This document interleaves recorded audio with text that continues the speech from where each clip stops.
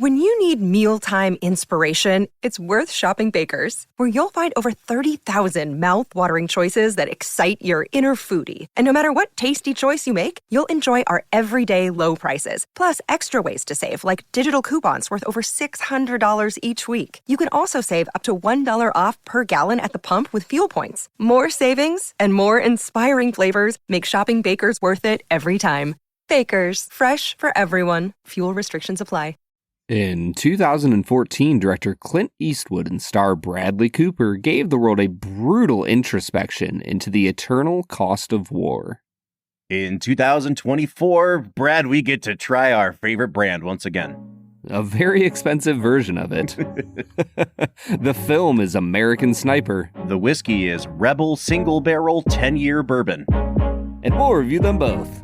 This is The Film and Whiskey Podcast.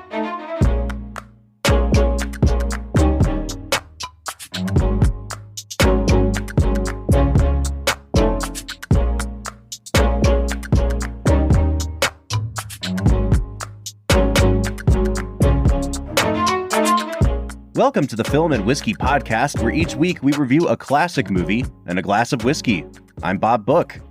I'm Brad G. And this week we are in 2014 to look at the highest grossing film of that year, Clint Eastwood's American Sniper.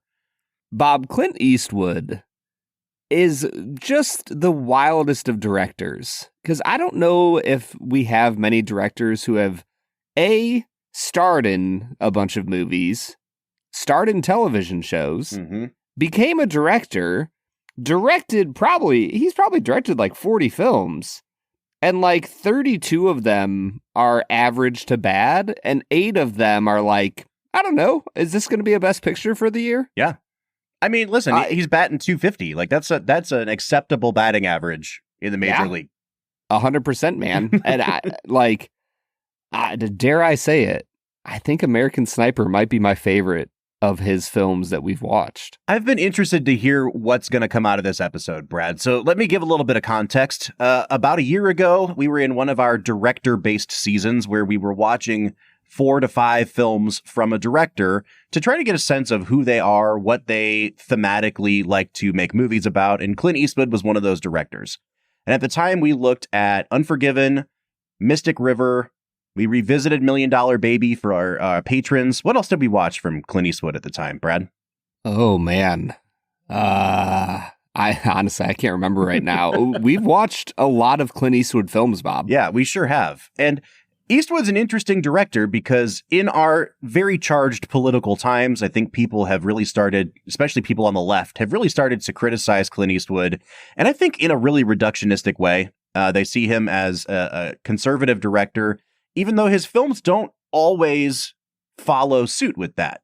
Gran Torino was one of the films we watched, Brad. And I think if any movie is ever going to label Clint Eastwood as like a black and white sort of, conservative, it would be Gran Torino. And I think it's unfair to Eastwood, though, to suggest that he's not dealing with much murkier waters and that he's not implicating both sides of the aisle in a lot of his films. And this is no exception. And I think this movie, I wanted to wait until we got to this season to talk about American Sniper because it deserves its own conversation. As Eastwood got older and people started lobbing these really easy to throw, you are conservative, so therefore you are bad takes, I think this movie really became the victim of that. And that's not really what this movie's A, about at all.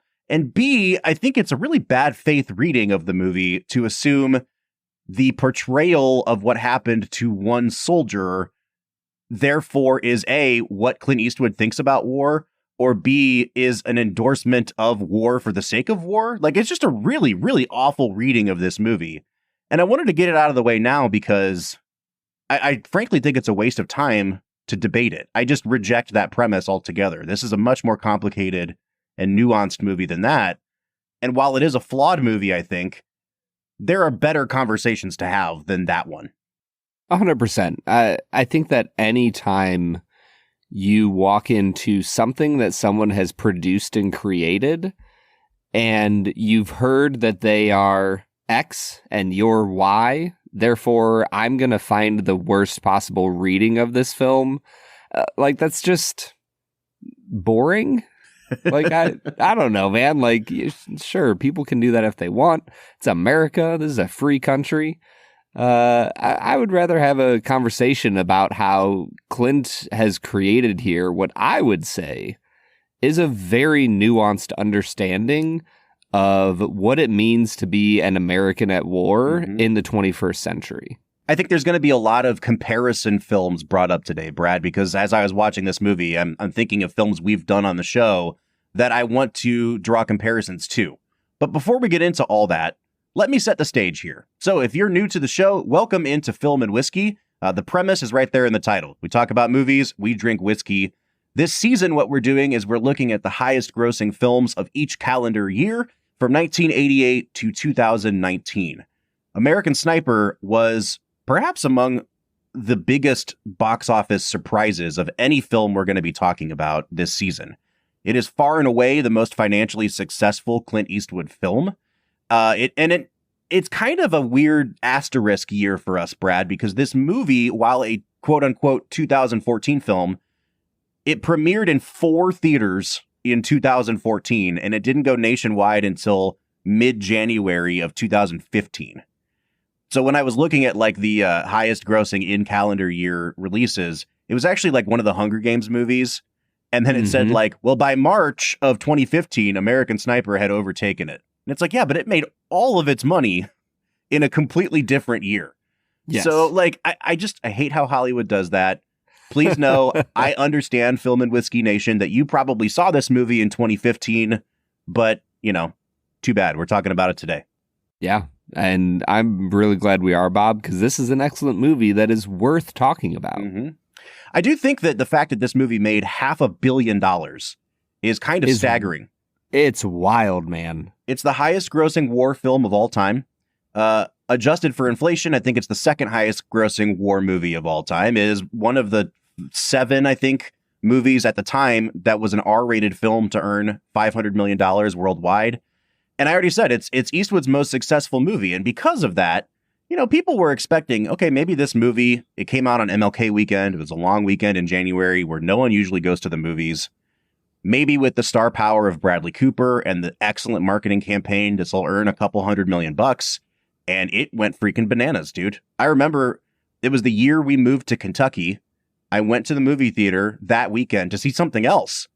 And I walked into the lobby and they had set up one of those like velvet rope, like snake things because the line inside the lobby to buy tickets was so long and everybody was going to see American Sniper. It was freaking nuts. I'd never seen anything like it before. This movie was an absolute phenomenon in the worst months of the year, usually for movies. Yeah. So did you end up seeing it? I waited a week because I didn't want to deal with crowds. I'm just like, I'm not that guy right now. Like, but yeah, I saw it in the theater. It's, you know, and I remember even in the build up to it, it had one of the best trailers for a movie that I had seen in years. It was basically just that scene of him up on the roof looking at the mom and kid who have the grenade. Oh, and they just play it out like a full 3 minutes of just an uninterrupted scene, basically. And that's the trailer for the movie. It was suspenseful as hell. And it worked like crazy because it got people in the theaters. Man, the moment, I know we haven't even done Brad Explains, but the moment when he's back in the barracks and his buddies are trying to like be like, hey man, it's no big deal. Like you popped your cherry. It's okay. Like doesn't matter how. And they zoom in on Bradley Cooper's face. And I don't remember the exact line, but he essentially goes like, I didn't think it would be like this. Mm-hmm. Oh, I already liked Bradley Cooper as an actor. That was the moment for me where I was like, oh, damn. Yeah. Like, Bradley Cooper's got some chops. Well, we're going to talk about that in detail because this is his movie through and through. But before we get there, let's go to our first segment of the day, which we call Brad Explains. Brad's going to give us the movie plot with only 60 seconds ticking on the clock. So let's go ahead and hear your take with this little segment that we call Brad Explains. Brad Explains is the part of the show where Brad breaks down the plot of the movie that he has just seen, often for the first time. Brad, how many times have you seen American Sniper? One. Oh, this was the first time. Wow. Okay. This is a first timer for me. Yeah, it's one of those movies that like my brother was in the military in the late 2000s. Never went to Iraq, but it always kind of hung over us if he would go or not. Mm-hmm. And I remember him seeing it and being a big fan of it. And he gave me the book. I never got around to reading it. And so it's always been kind of on the radar. But, you know, life happens and it's 10 years later. And I finally sat down to watch this film. All right, man. Well, I think you just wrapped up watching it a couple hours ago, too. So your thoughts are pretty fresh. Let's dive right in. Brad, you have 60 seconds on the clock to break down the plot of the film with full spoilers. So, folks, if you haven't seen American Sniper and you don't want it spoiled for you, hit pause here, go watch the movie, and then come back and join us again. Brad, 1 minute and go. American Sniper is a biopic film about the Navy SEAL Chris Kyle, who was a sniper during the Iraq War of the late 2000s. It follows him as he joins the SEALs, goes through training, falls in love with his wife Taya, and eventually goes to Iraq 4 separate times, has 2 children, and kills a lot of people. It pits him against a Syrian sniper who is killing U.S. troops, and ends with him back into the U.S. and trying to care for other veterans and find his own peace in the midst of that, and ends up being killed by one of the veterans who has mental trauma. All right, there it is. American Sniper. Now, Brad, this is, as with most military films that are set in the modern day, there's just some difficulty inherently folded into it when you want to critique a film. Because, again, we live in politically charged times, but we also live in a time where, you know, the mantra is we need to support our troops. And you and I have kind of discussed this already in a lot of our episodes. Like, what does it mean to support the troops? Does it mean inherently, automatically approving of everything that they do? I don't think that's the case, and I don't think you do either. But I think this movie unfairly suffered for Eastwood honestly portraying both the acts of heroism that Chris Kyle did, and he does it very matter of factly and frankly. Like, there is no big celebration of him, and all throughout the movie, he's like, "Oh yeah, I do. I have that many kills. All right, cool." And it's so frank and so matter of fact that I think it rubbed some people the wrong way. Again, I think there's unfairness in how it's treated. But Eastwood basically just portraying Chris Kyle as a guy who does his job garnered a lot of criticism. And I guess I just want to start today by asking you, like, when you think about the other movies that we've talked about that fall into this camp, and I think the main one would be Saving Private Ryan, where we talked a lot about Spielberg getting accused of being jingoistic and, the rah-rah patriotism. And I've never seen that film that way. I think that he just says, like, these are guys that were there to do a job. They did a job. And if nothing else, we need to appreciate the fact that they did what they were asked to do. And I think that's kind of what's going on here with Eastwood. But I think Eastwood, honestly, probably, what's the word? Not interrogates Chris Kyle's motives more than Spielberg interrogates the motives in Saving Private Ryan. And yet he gets even less credit for doing that. So, I'm wondering, Brad, like, taken as a whole, what do you think Eastwood's trying to say with this movie? I think that as the movie ended, and I'll be honest with you, Bob, I did not know that he passed away. I had, like, the ending was truly a twist for me. I mean, the moment, the wife looks at him, Taya, and, like, you see her, you're just kind of like, well, crap. Yep. This isn't good.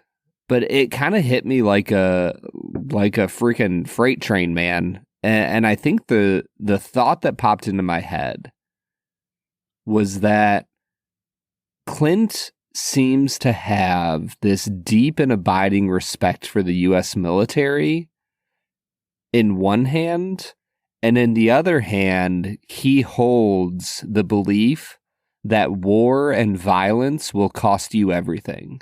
Mm-hmm. Yep. And he holds those two things in tension, where he recognizes that there's evil in the world and we have to fight it, and in the act of fighting it, you will lose everything, up to and including your life. Mm-hmm.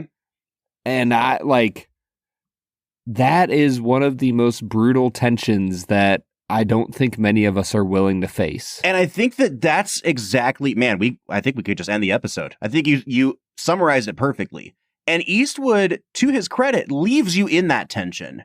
And so your reaction to this movie, in my opinion, is totally based on what side of that camp you fall on in regards to that tension. Because Eastwood doesn't take a side.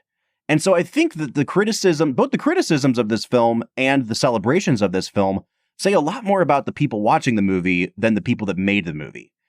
You said that he holds a respect for the military in one hand and the belief that violence and war will cost you everything. I think that is a perfect summary, Brad, because it does cost Kyle everything. And it reminds me so much of Unforgiven. I think if there's a movie that I'm going to compare this to throughout the day, it's going to be Unforgiven, because that's the one where he's really interrogating something to the same extent that he does here. And in that movie, it's much more about the mythos of the Old West and the idea of the quote unquote being a legend and what that does to a person. And that kind of happens here. Like, they call him the legend all through the movie. Mm-hmm. But whereas Unforgiven is about this legendary outlaw and having to embrace this moniker of being like the angel of death, this one is much more about the same sort of burden, but on the opposite side of the coin. What does it mean to deal with being a hero? What does it mean when someone comes up to you and says, "You saved my life"? How do you handle that burden? How can you ever live up to that legend?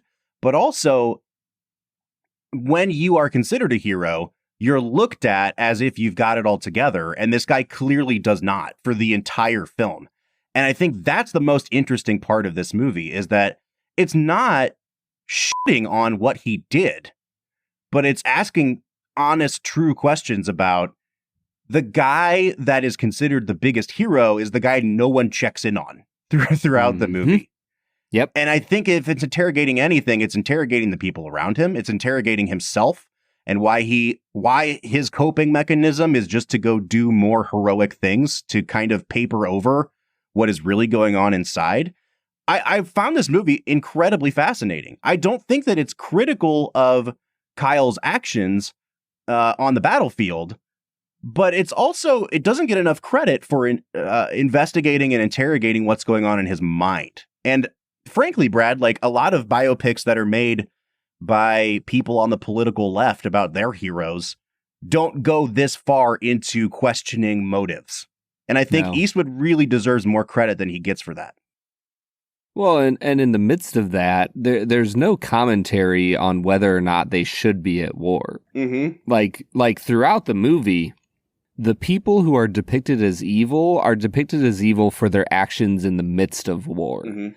And continually, Kyle is portrayed as somebody who defends his men. Mm-hmm. And he's given that motivation of like, I don't get jazzed about killing people. I get jazzed about defending people. Mm-hmm. And I think that there is an element of importance to that. And at the end of the film, it leaves you with this question of, was it all worth it? Mm-hmm. And that for me is a question that all of us should be facing. Like, in the midst of war, in the midst of home life, Kyle continually had this element of like, I want to defend my family, and his family extended to veterans who have come back from the war, and he cared for them and tried to help them deal with their own things. And I think in the midst of that, you see Eastwood struggling with this reality of war and violence and brokenness, mm-hmm. and how it affects the human soul. And it interrogates Kyle to say, hey, like, was it all worth it? Mm-hmm. And when somebody dies early, I just love the moment where she looks at him and says, like, I'm so proud of you. You've done so much to become the man that I've always known that you are. And the brutality of the ending then it forces you to reckon with like the journey. Yeah. I do think that if there is a part of the movie that I want to focus on for an extended period of time, it is that ending. So if it's okay with you, let's set the ending aside for just a little bit, because I think we'll come back to it and discuss it more in depth. One of the things I love about both the script and the way Eastwood portrays this character of Kyle is that it has a very like 1970s character study vibe to it. You know, we used to get movies about characters that were big flawed people, and there wasn't often comment on if their flaws are supposed to be interpreted as good or bad. They just were. They were people who just were. And you would go to the movies and be presented with complex people. I think about movies like One Flew Over the Cuckoo's Nest, right? Like Jack Nicholson in that movie is a guy who I think is being sent to the, what do you call it? I almost said loony bin. That's incredibly offensive, but there you go. Because of, I think he's a rapist in that movie. Like your protagonist is a guy who's convicted of rape. And in this movie, you get Chris Kyle, and I don't want to draw the comparison between those actions, but what I'm saying is we're in an era of movie making now where audiences on both sides of the political divide need to be spoon-fed. Like, this guy is bad, this guy is good, and we're going to tell you out loud, this is good and this is bad. This movie's not interested in that, and I appreciate that so much more. Whether that leads to some bad faith readings or not, I'd rather have it this way than the other way. But what I love about the portrayal of Chris Kyle is that from the get-go, he is not a perfect person. Like, he clearly has no capability of discussing his emotions. You get a flashback to this pivotal moment where his dad kind of gives him his mantra. And I think that you can interpret that scene as like, oh, that f***ed him up for life, or like that implanted a seed of heroic behavior, or both. You know what I mean? Like, I think it's kind of both happening.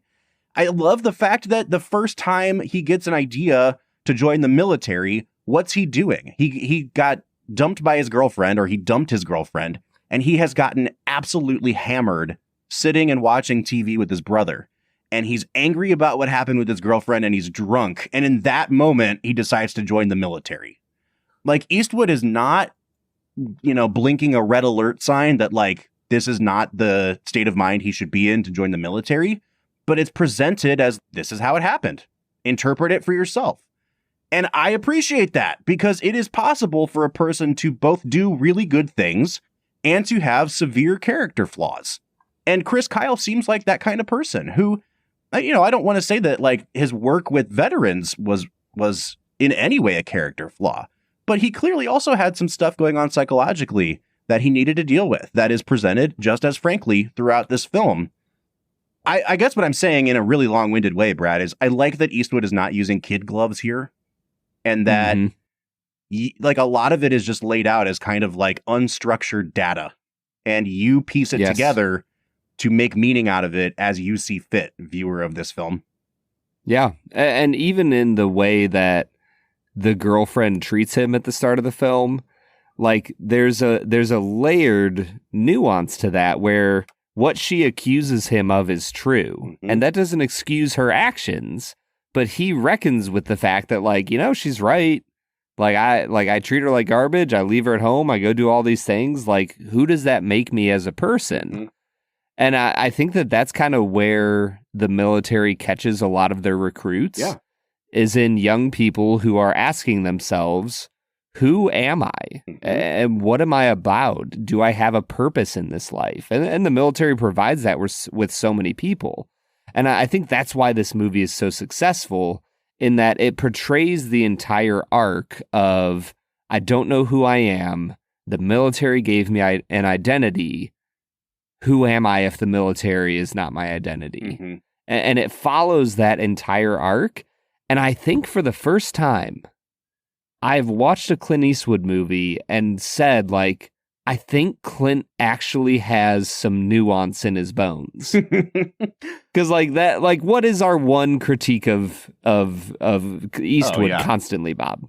It's not even just that he has no nuance. It's that he finds actors who have no nuance too. To double down on, like, do you get what I'm trying to say about poor people in $1 Million Baby? Yep, exactly. Yeah. And so I think that here you finally have multiple actors and characters as they are written that have a depth of character and nuance to who they are. Mm-hmm. And, you know, even the side characters, the guy in the tire shop who tells the kid, hey, your dad's a hero. Like there doesn't need to be any nuance there. He's just a character for 1 minute in the film. But there's a depth to that little C-tier performance that felt authentic and real.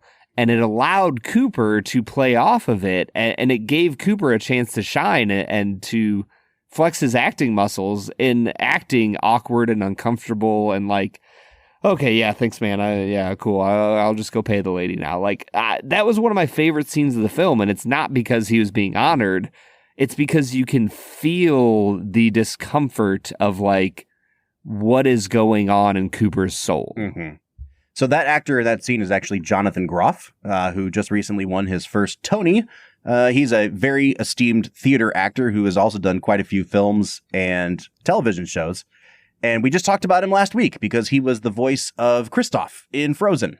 So here he is. Oh my goodness. Showing up again. And wow. I think that's actually a really good segue into finding something redemptive about the movie Frozen, because we spent a long time talking about that song Let It Go last week and how it is severely misinterpreted and misused due to its placement in that movie. Because Elsa gets really messed up by her parents.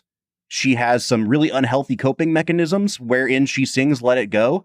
And then the end of the movie essentially undoes that mindset of Let It Go, where she actually experiences healthy community and processing through her trauma.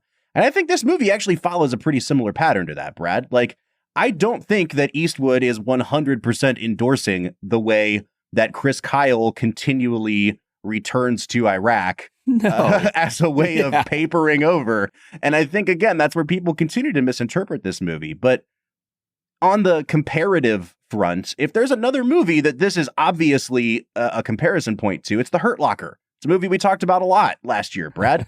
I thought you were going to say Frozen. That's my let's make it a double today. The comparisons are obvious.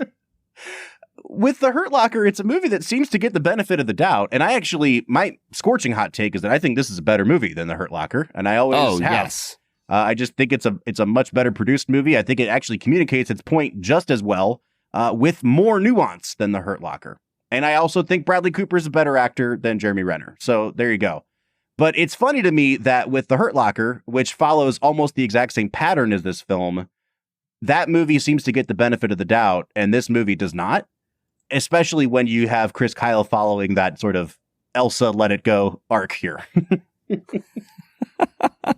If there's one thing I didn't expect coming into this episode, it was that we would be comparing Chris Kyle to Elsa from Frozen. I mean, look, they both shoot people in the heart. Like, this is, the comparisons are never ending, Brad. Look at that. I mean, Elsa doesn't shoot children in the heart, so.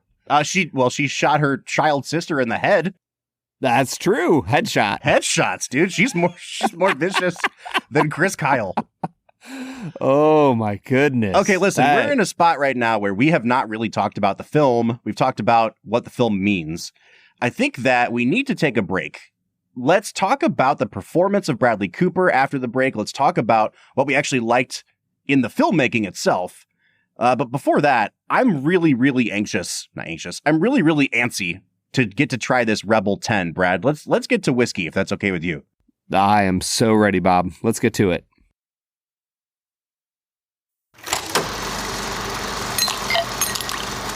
All right, today we are checking out Rebel 10-year Single Barrel Bourbon.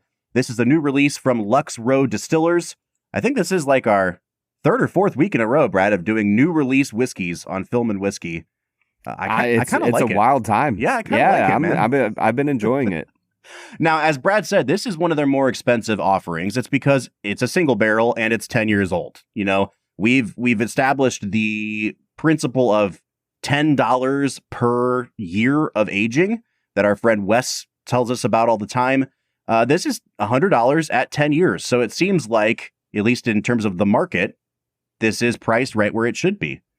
Again, this is a wheated bourbon. We've talked about Rebel a ton. Rebel Distillers Collection is one of our favorites. Rebel 100 is one of our favorite budget bourbons.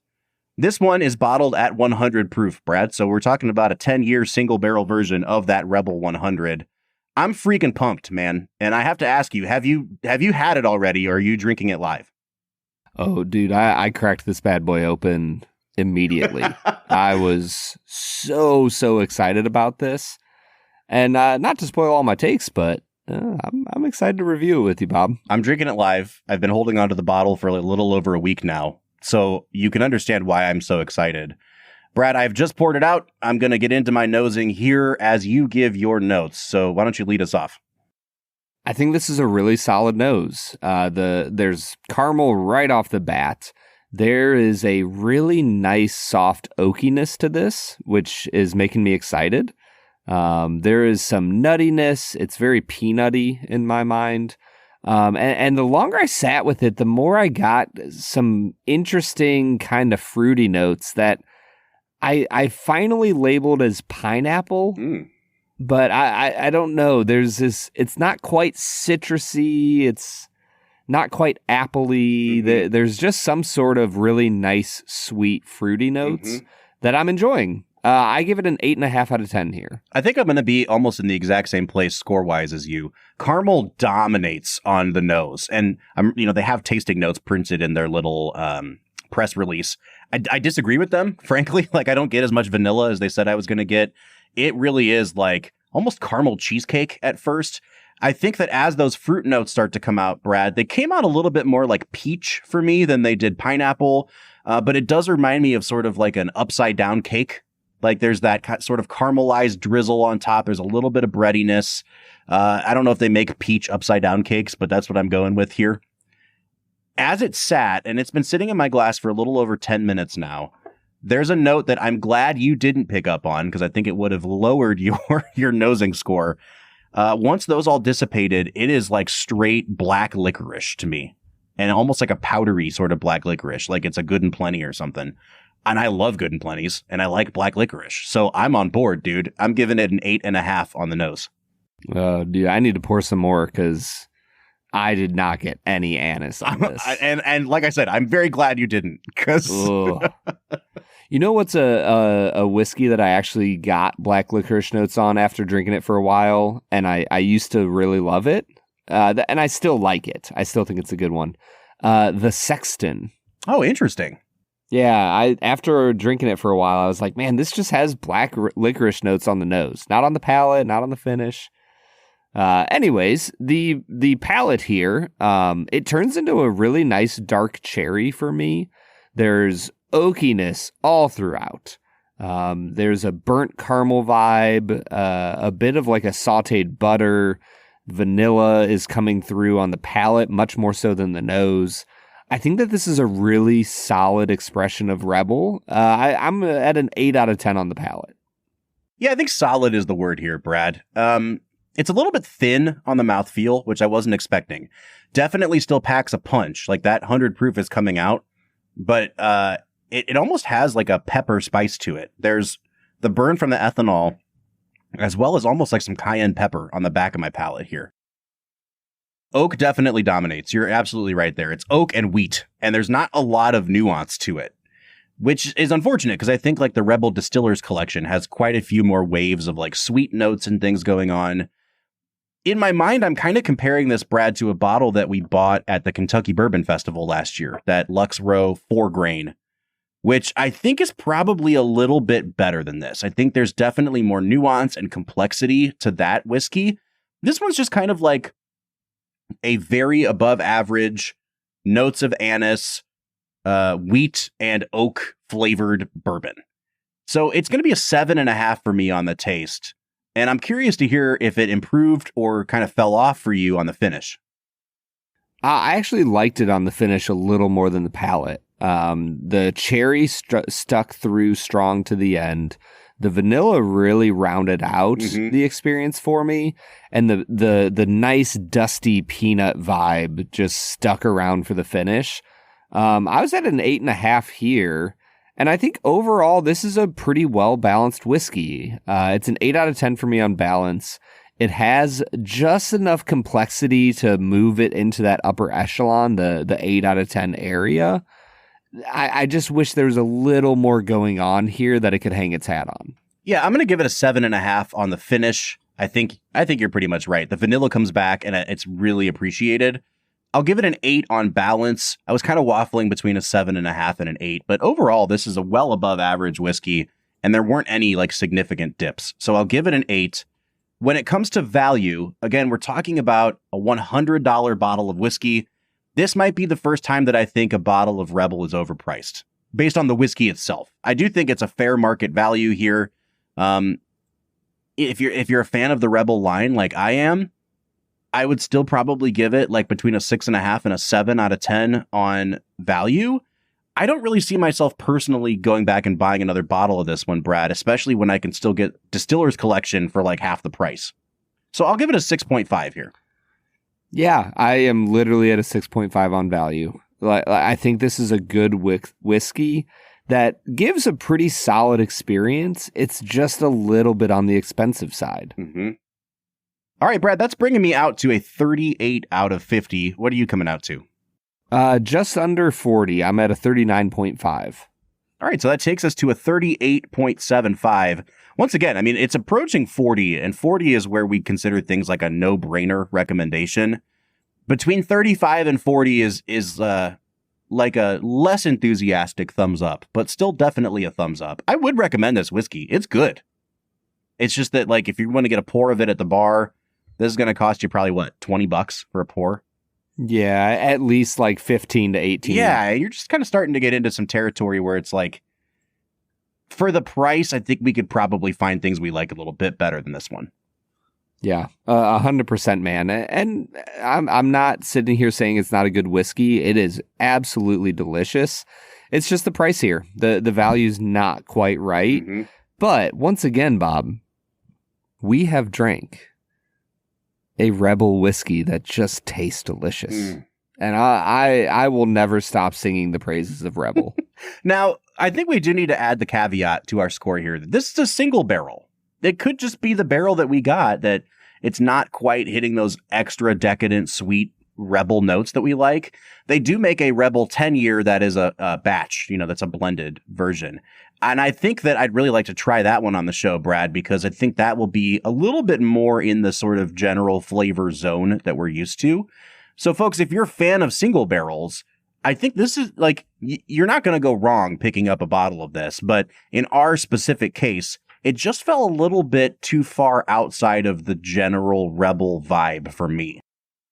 Yeah, I think I'll recommend this. Mm-hmm. I think that you're getting yourself a solid whiskey, especially if you want to split it with a buddy, pay $50 each. I think this is a good purchase. All right, man. We have drank our whiskey. Let's get back into talking about American Sniper. What do you say? Let's get to it.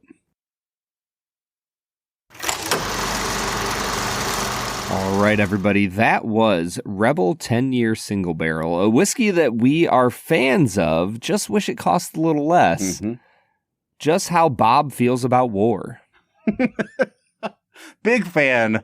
I got to give it a 3 on the value score. Yeah. All right, man, it is time for us to get into our next segment, which we call Two Facts and a Falsehood. Brad is gonna try to stump you, Bob, to all right and what is wrong. Two facts and a falsehood. Two Facts and a Falsehood is the part of the show where Brad presents me with 3 items about the making of this movie, all of them presented as fact, one of which is completely made up by him. Brad, on the season, I believe I am at 15 and 11 right now. I'm slowly slipping back towards 500, and I do not like it. Oh, I'm definitely with you. Really don't like it. I just want to see you succeed, Bob. I'm sure you do, Brad. That's always been your motivation. All right, man. Hit me with your 2 facts and a falsehood. Fact number 1. Pre-fact. The IMDb page for American Sniper is very strange because there's a lot of facts on there that are just kind of like weird things about Chris Kyle's life. So I'm just going to let you know, Bob, this was a difficult week, not to write the falsehood, but to find like decent Pertinent facts about the making. Yep. So I did my best. Okay. We'll see how it goes. Fact number 1. The clothes worn by Bradley Cooper whenever he was at home were Chris Kyle's actual clothes, loaned to the studio by his family. The family was so grateful for Cooper's portrayal of Kyle that they gave him several items of clothing as a gift after the shooting was complete. Fact number 2, Chris Kyle met how would you say it? I'll just read it as is, and then you'll understand my confusion. Chris Kyle met lone survivor from 2013's Marcus Luttrell during their Buds SEAL training and became close friends with him, although they graduated with different classes. Kept in contact often, and they remained friends for the remainder of Kyle's life. Specifically saying that Marcus Luttrell was the biopic subject. Subject, thank you, of Lone Survivor. Fact number 3, Bradley Cooper used Chris Kyle's workout playlist as music to which to listen to while working out for the role. He also pinned a picture of Chris Kyle to his wall of his gym to always have his goal in front of him. These are pretty good, Brad. I'm not going to lie. You did a good job rounding these up. I'm going to go ahead and assume that number 2 is true. You've been getting better at tricking me with these, so I could be completely wrong. But for the sake of argument, I'm going to say that 1 or 3 is the falsehood. So it's really a question of did they give the studio his clothes, and or does Bradley Cooper work out facing a picture of Chris Kyle? Which one do you feel worse about not being true? I want number 1 to be true. I think that's kind of cool.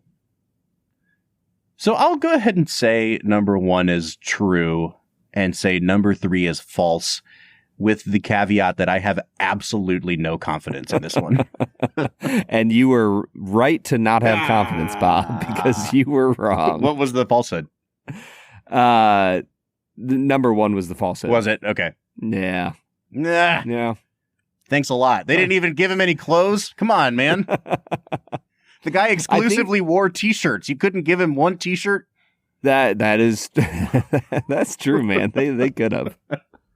All right, man, let's talk about the Bradley Cooper of it all. Cooper is a really interesting figure in Hollywood, especially in the 10 years since this movie has come out. So, he was a member of the Actors Studio. He kind of made his bones in comedies. I think one of the first times I remember seeing him outside of TV was in Wedding Crashers as the huge douchebag boyfriend of Rachel McAdams. Then he does The Hangover and really blows up. But even in that movie, he's playing the douchebag of the group. He's just a self-centered prick. He has the sort of face that says, I am a self-centered prick. And he makes, a couple movies with David O. Russell. He gets nominated for an Oscar, I believe, for American Hustle. And then he goes into this movie and he puts on 40 pounds of muscle and he takes on a completely different persona and demeanor for this film. And I have to say, man, of all of the Bradley Cooper performances, and I really like Bradley Cooper, and I think he's a very good actor. Hey, Bob. Go ahead. Can you give me your favorite line of the 2000s that Bradley Cooper said? Oh, it would be, do you ladies like peanut butter sandwiches? I'm pissed off he didn't say it in this movie. I know, it's a very appropriate line. He should have said it right before film. He shot Mustafa. It should have been an Arnold Schwarzenegger one-liner. You like these peanut butter sandwiches? Bop! You like peanut butter sandwiches? Poo, poo, poo, poo. Okay, he actually shoots off 4 rounds, all through the eye. I was like, man, that is impressive with the 50 cal. This is his best performance in a movie. He is unbelievable in this film, Brad. Bob, I've been waiting all day to talk about the fact that Bradley Cooper is a freaking revelation in this movie. Unbelievable. I don't know if there is a better war portrayal character ever done by an actor. Mm-hmm. He has so much nuance in being able to portray the exhilaration of war, the brokenness of what it asks you to do, and the level of PTSD and interiorness of a soldier who has come back from the war. Yep. It's just stunning how he juggles all of those different aspects of the role. Mm-hmm. And it all comes across so clearly on the screen. He does a believable Southern accent. He really put on the weight for the movie. I mean, like, so the physical things he's doing, yes. It never seems showy, and it never seems to be begging for an Oscar. And I think the worst Bradley Cooper performances, including this past year in Maestro, are like so nakedly begging for attention that it kind of seems embarrassing for him. and this is like the complete opposite of that. And I think maybe that's why this seems like such a revelation to me upon revisit, is like the last time I've seen Bradley Cooper was as Leonard Bernstein in Maestro. And this character couldn't be farther from that. But he so perfectly embodies, I don't want to just call him the strong silent type, but like he has a laid backness to him that really does reflect the culture of the South. But there's also the woundedness, the guardedness, what he's able to do with like a grunt or like a small little tick when someone finally gets to him. It says so much. It's a really restrained performance. And I think that Cooper, when he's criticized, it's because he's going too far in the other direction.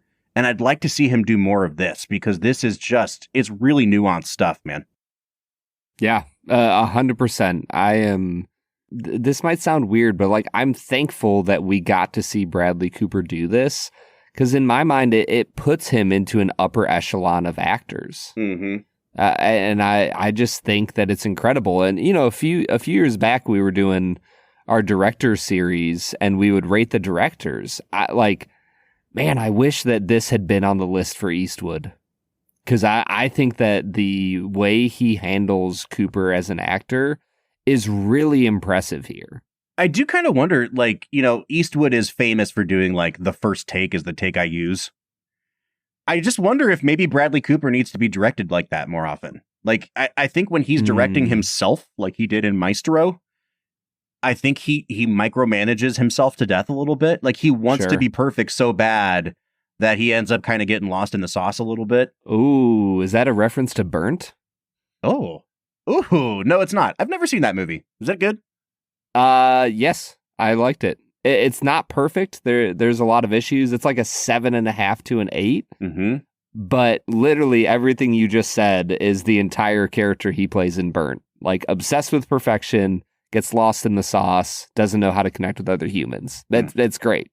My favorite critique of a Bradley Cooper movie is in The Office, in the episode where they're all going to Gettysburg and they're watching movies on the tour bus, and someone says, after this, I'm going to turn on Limitless.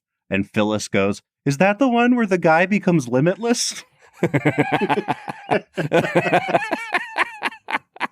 Oh, man. Okay. So Bradley Cooper, we've gotten him out of the way. I do want to say this was an absolutely crazy year for actor performances at the Academy Awards, because this is the year that Michael Keaton and Eddie Redmayne were duking it out at the Oscars for Birdman and The Theory of Everything, respectively.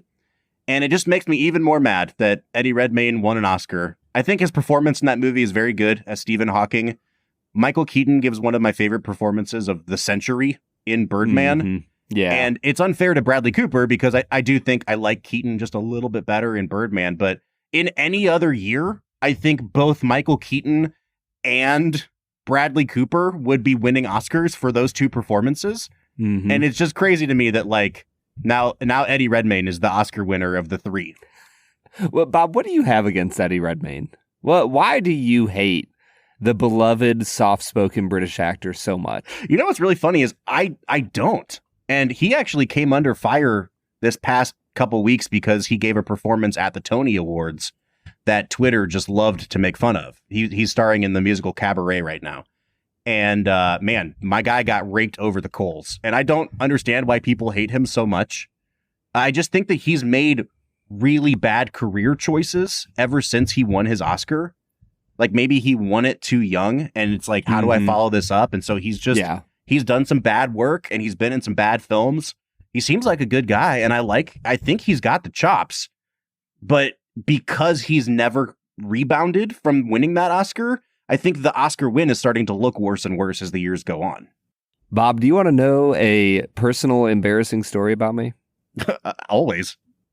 About halfway through college, I nearly joined. I auditioned for and received the role in a like community stage performance of Cabaret. Oh, interesting. And I was set up to be like one of the male dancers who had like 10 lines in the whole show. Mm-hmm. And I didn't do it, but I came close. Why is that embarrassing? Male dancer in a stage production. Are we embarrassed because you can't dance? No, I can dance pretty solidly, Bob. We've you and I have both cut it up on the wedding dance floor a few times. Yes, we have. We have done quite a two-step together. I think it's not the idea of a man dancing. It was more of the male strip club cabaret dancer. Got it. That was slightly embarrassing. Well, as you know, I've been trying to talk you into doing that on camera for an exclusive Patreon tier that we're going to introduce. $25 a month for Brad's OnlyFans channel. So now I just have more fuel to add to that fire. I'm going to move on from that real American quick. Sniper. Yeah. American Sniper, everybody. I want to talk about Eastwood here because it's pretty rare that we get Eastwood in action movie mode. And I don't think that he has the action chops of somebody like a Spielberg, where you like completely understand the geography of every space you're in. Who was attached to direct this film? He was. I don't know that that's necessarily Eastwood's intent either. The chaos of these hollowed out cities is kind of the point. And within, I don't understand where we are inside this building, but from shot to shot, he's not breaking the rules of like the 180-degree line. It's solid filmmaking. And I think when you couple it with the fact that Eastwood was like 82 when this movie came out, like the energy my guy was working with in creating this film, it's an impressive movie just on that front. I think it captures the fog of war element of fighting in Iraq from what we understand it to have been like incredibly well. Mm-hmm. I think that's what I've started to really appreciate about war films is how they shoot the action. Mm-hmm. And I always come back to like a Sicario as one of the few examples of a, quote unquote war film. It's technically like the CIA killing people, but it captures the precision of the American military industrial complex really well. And yet, here in American Sniper, I think you do capture the chaos of door-to-door fighting so incredibly well. Along with, one thing I appreciated is that he captures the boredom of being a sniper really well, too. Uh-huh. Like, there's this element of, like, the guys walk up to tell him, like, hey, you're good to come down now. And they're like, oh my God, it reeks up here. Like, you clearly have been peeing in the corner. Mm-hmm. And also, you covered our asses and got so many of us out of there alive. And once again, it's this tension between, like, the grossness of war and the honor of war.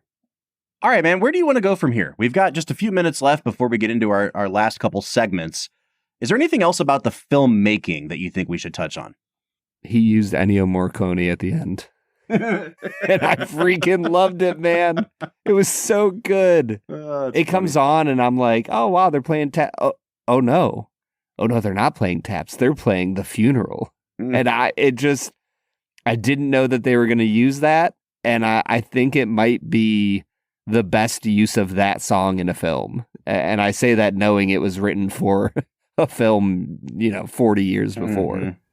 I want to talk about the ending briefly, and briefly because I don't know if I can actually articulate my feelings about it without sounding like callous. Like, this is a real person who really died in a very tragic way. But every time I see this movie, there's two things that kind of strike me about the ending. It's a really abrupt ending, and because of its abruptness, I always assumed that Chris Kyle died like during the production of the movie. Because the ending feels so tacked on. Like, he comes back from Iraq and he's readjusting, and then all of a sudden the movie's just like, boom, he died that day. Mm-hmm. And I think that A, it's really abrupt. B, it's a very respectful ending. Obviously, Eastwood has the tact and the class to not show this man be murdered at the end of the movie. But I do think that it just ends in such a way that's like, fade out. He died that day. And then you get a shot of the funeral, which is real footage of his funeral procession. But I was expecting like maybe more words to come up on the screen, maybe Eastwood to let us sit with those images for a couple minutes, but it literally fades up on the funeral procession and says directed by Clint Eastwood. There is really no epilogue or epitaph or epigraph on this movie. It's just like he died, directed by Clint Eastwood. And I think that if he drops the ball anywhere, it's in that department.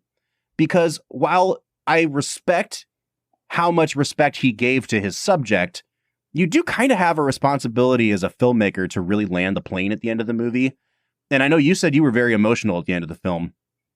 I felt like, frankly, he should have milked it just a little bit more or a little bit longer with the images of the funeral before going to end credits. Or he should have put some more words up on the screen. Like something just feels missing from this ending for me. And for a movie that has not pulled any punches throughout the film in terms of implicating Kyle and interrogating Kyle's own psyche and his unwillingness to work on his trauma, that to just end that way, it puts a finality on it without really grappling with the implications of that. And I don't know, man. I don't know how to phrase it. It's too, I don't want to even call it stoic. It's just too much of a bow to put on a movie where it feels like he hadn't finished tying the bow yet. You know what I mean? Yes. I think every single thing you are saying is 100% true. And I think that is representative of the life of Chris Kyle. Like to me, that's the point of the ending. Like, we didn't get to experience who Chris Kyle could have become.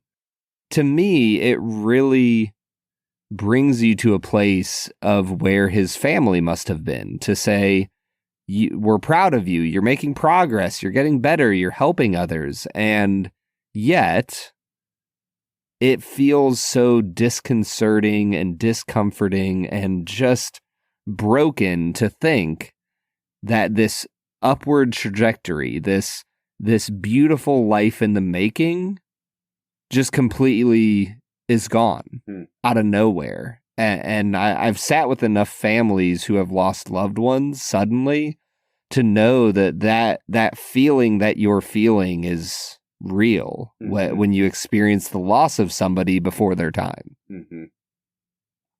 This movie wins an Oscar for sound editing or sound mixing. I don't know what they were calling it at the time.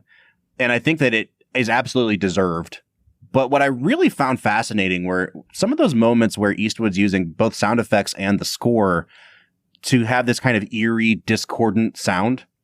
The last time you get it in the movie is when the camera's on Sienna Miller's face at the end as she's closing the door, because she understands like there's something off about this guy that my husband's going off with.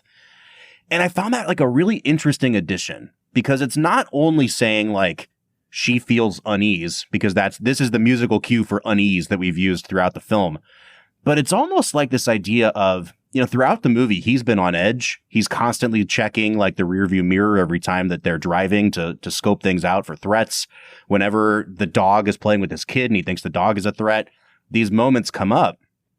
And now it's not him who's feeling it. Like, he's finally let go of that feeling. And the last time anyone in the movie experiences that feeling, it's her. And I found that to really underscore the message of the movie, which is, to your point, Brad, the toll this takes on families in America. Because it's almost like this infectious disease, kind of. Like the sense of distrust and unease has almost passed from him to her at the end of the movie. And then you get the tragic kind of confirmation of that feeling of unease that she had proved to be true because her husband gets killed. I just think... Go ahead, sorry. I think that the military throughout the entire film represents Chris Kyle's only blind spot. It's the only thing that he doesn't question, that he always believes in, that it's always the mission. It's always my brothers. It's always the people I need to save. Yep. And she is the one who always questions it, who says, hey, like, I'm all about, country and all that, but like, your family is here. And so he never sees the military for the threat that it is to his family, and she does. And I think that's kind of the element you get there at the end. I 100% agree with you. I think both things are happening there, honestly. You're right. Like, it does portray the military as his blind spot. And again, I've been trying to underscore this the whole episode. Eastwood does a really good job of holding these things in tension. And I think that people on both sides of the aisle have really failed to grasp that tension when it comes to this movie. I think a lot of people went to this movie and supported it as the sort of rah-rah patriotic movie that it was accused of being. And that's obviously a bad faith reading of the movie. I think on the other side of things, the people that dismissed this movie as just, America, yeah, kind of movie are also 100% wrong. This is a movie that's much more interested in the toll that war takes on one life. And I think it tells that story more powerfully than The Hurt Locker, especially since this is ostensibly a true story. Brad, I think I'm ready to get into Let's Make It a Double, if you are. We're near the end of the episode, so thanks for listening to the Film and Whiskey Show. Let's pair another film with this one, even if it's a struggle. It's our final segment of the day, now let's make it a double. Yeah, I'm 100% ready, man. This movie is great, and everybody should watch it. And I think I've been really struggling with finding a movie that captures the psychological nuance of war quite in this way, because like you could pair it with an Apocalypse Now, but I don't know. That just vibes so much differently than this. I think I'm actually going to pair it with Saving Private Ryan. Because I think that movie, A, deserves to be watched. B, is incredibly made, similar to what I think American Sniper is incredibly made. And C, I think it dives into the mentality of the troops of their respective wars in a way that matters and helps us think about war as a whole. Mm-hmm. I have a million different directions I could go. I just watched a new movie that came out a couple weeks ago called The Bike Riders. And that movie is freaking fantastic. It's one of my favorite films of the year. But it's also about like people who do dangerous, violent things as a way of covering up like the fact that they don't want to feel things. And so that's been on my mind a lot. I don't think I'm going to pair it with that, but I need a movie that kind of fits that mold. And I think for me, Brad, you mentioned how well this movie captures the boredom of being a sniper. And it threw me back to a movie that I haven't seen in almost 20 years. It's a movie by the director Sam Mendes, and it's called Jarhead. It has Jake Gyllenhaal in it as a guy who is training to become a Marine sniper. And it is all about the psychological toll that it takes on a person to have to wait months and months and months to take one shot, and what happens to you if you don't make that shot. I have no idea how that movie holds up. Like I said, I haven't seen it in 20 years. I might go ahead and make it a double tonight, Brad. Just watch Jarhead to see how that thing holds up. Yeah. But I think you could do it a lot worse. You talked earlier about American Sniper having a great trailer. I have vivid memories of Jarhead. I don't even know the name of the song that plays in the trailer. It was Jesus Walks by Kanye. I remember that trailer, dude. Yep. Dude, tell me that's not just one of the greatest needle drops in a trailer ever. It was such a good trailer that I was actively pissed off at the movie for not... I don't think it uses the song in the movie. And I was like, God bless it. Like, I came here for that song. Yeah, 100%, man. Maybe that's my Let's Make It a Double. Maybe I just want to pair this movie with Jesus Walks by Kanye. Yeah, that's the move. 100%.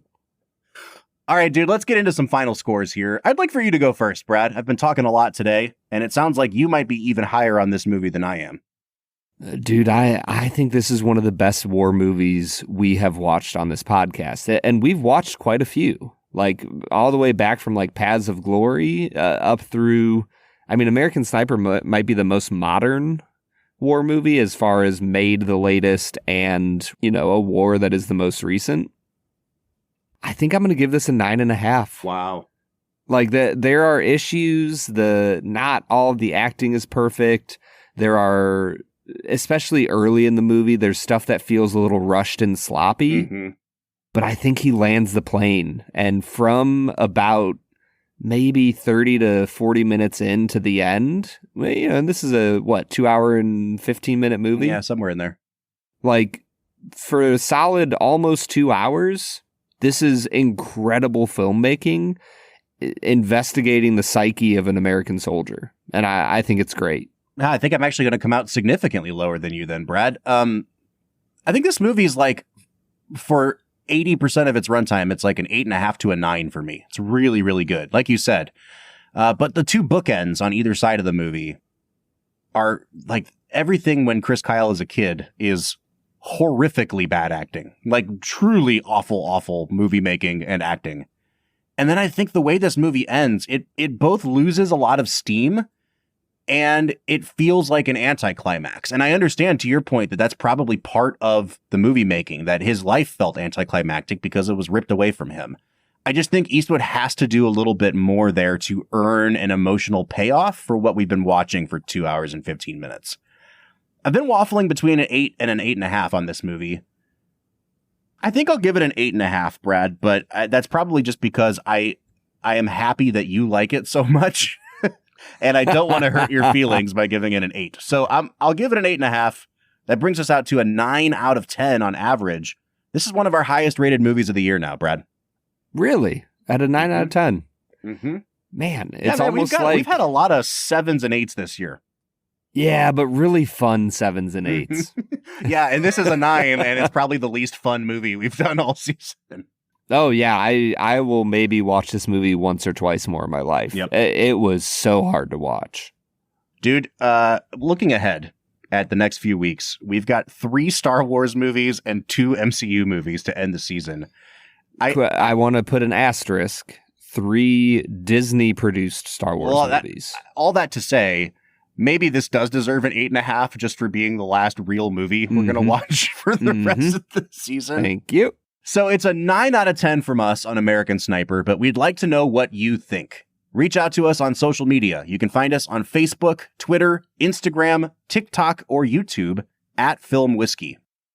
Or you can join the Discord. We are on there every single day talking to you guys, fans of the Film and Whiskey podcast. So if you'd like to join the conversation, you can find a link at the end of every single one of our show notes. Next week, we're kicking off the Disney Star Wars Renaissance, Brad, with The Force Awakens, J.J. Abrams' absolute turd of a film that I can't wait to watch again. All right, we'll see you next week for Force Awakens. But until then, I'm Bob Book. I'm Brad G. And we'll see you next time.